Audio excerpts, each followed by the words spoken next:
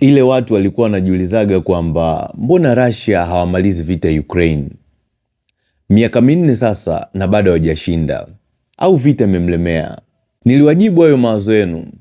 Clip ipo kwenye peji yangu, lakini leo kuna kitu nataka niongezee hapo.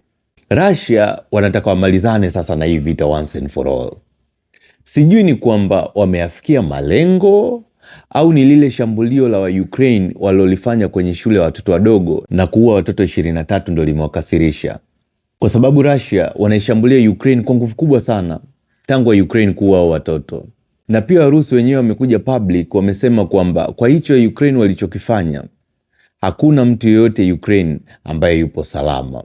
Kwa hiyo wameziambia balozi zote duniani ziondoe ofisi zao na watu wao.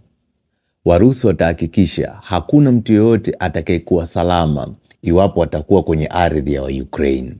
Ndio juzi Russia kutumia zaidi ya drones 650 Geran-2 attack drones, 12 cruise missiles, 6 Caliber cruise missiles, 4 Zircon hypersonic missiles, 20 Iskander ballistic missiles na 2 IRBMs intermediate range ballistic missiles ambazo ni Oreshnik carrying cluster munitions, 15 conventional warheads to be specific. Haijaishia hapo. Jana pia Mrusi kamshambulia Ukraine.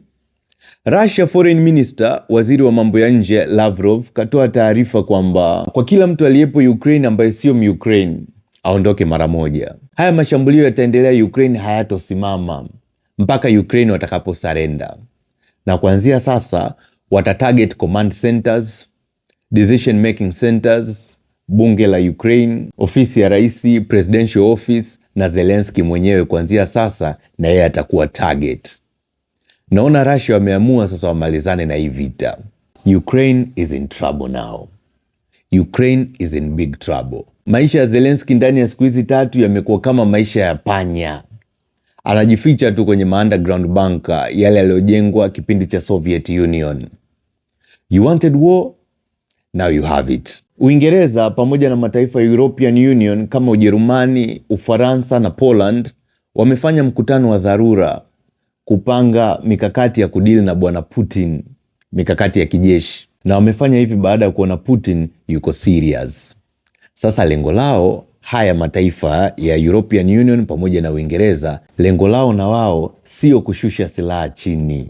Hapana, ni kukabiliana na Putin kijeshi. Kwa sababu Putin hatorudi nyuma. Je, tutegemee hii vita kuwa kubwa zaidi? Weka maoni yako hapo kwenye comment section twende sawa. Naitwa Dallas, wengine wananiita Captain Dupa. It is what it is.